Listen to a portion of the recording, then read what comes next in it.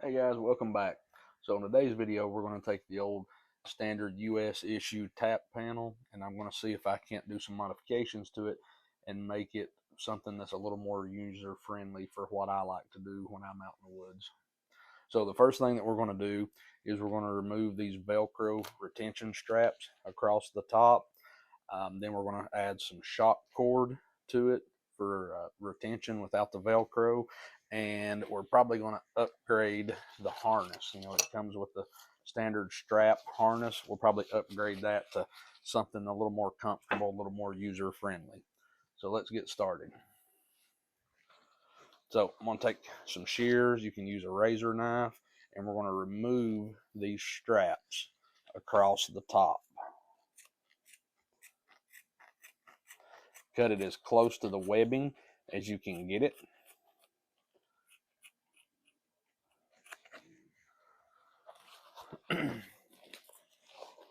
Then we're going to get inside and take out the inside portion as well. These are a little harder to get to. This is a good place to use a razor knife.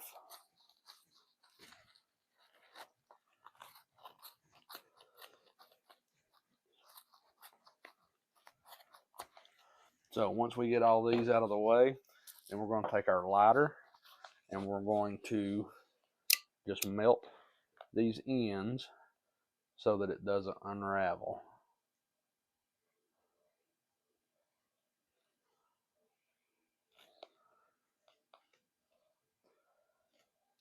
And we're going to do that across all of the mag holders, and I'm probably going to leave the radio pouch ones in place for right now. So we'll get all of these off.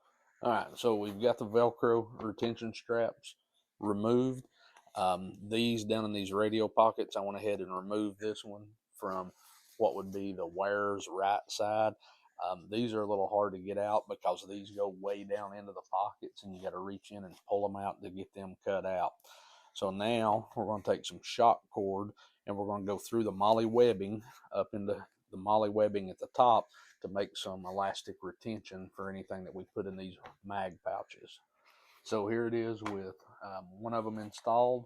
Now if you're using P mags, they're going to be just a little bit bulkier than your steel mags. So I would definitely put one of these in for sizing this shock cord.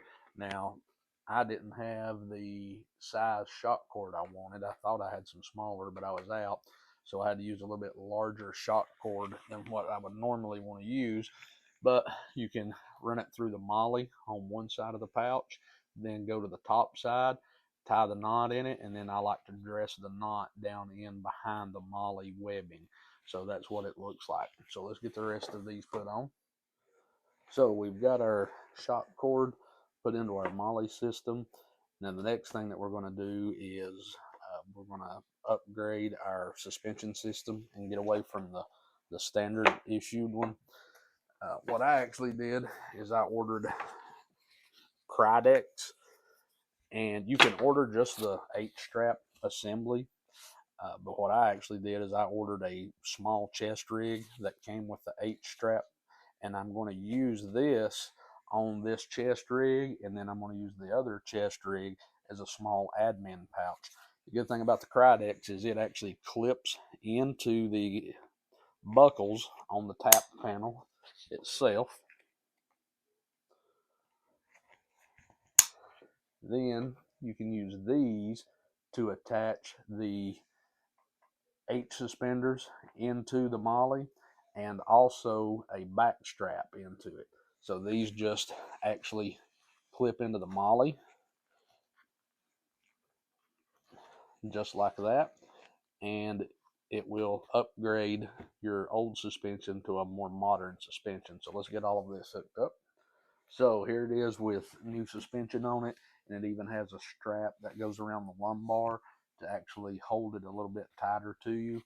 Now, I didn't put shock cord on these first 2 mag pouches. If you want, you can put a fabric grommet into the fabric and actually put another shock cord in here.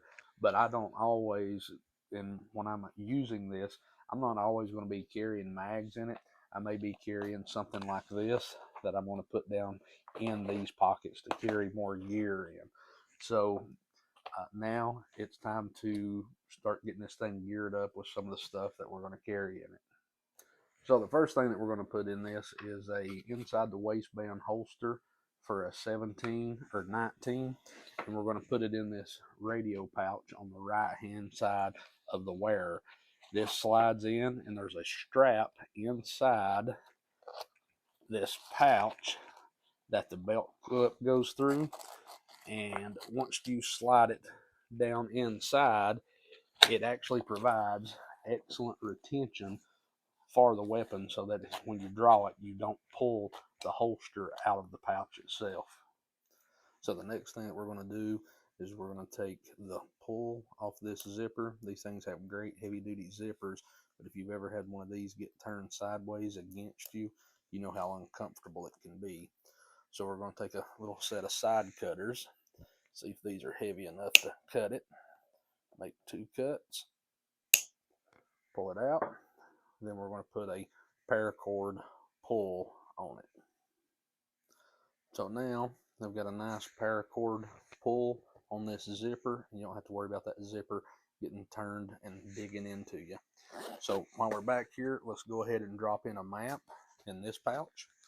The best one that we found for our area are these National Geographic maps.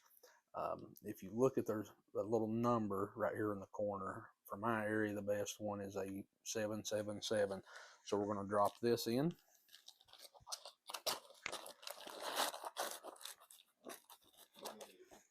Then we're going to turn it around. And we should be done with all of that. Let's start getting some pouches put on it. All right, guys, so there it is, built out. Everything pretty much is Army surplus, except for the admin pouch in the middle and the harness that's on it. Check back later and we'll get it out in the field, do a review with it, and then do a breakdown of everything that's in it. Thanks.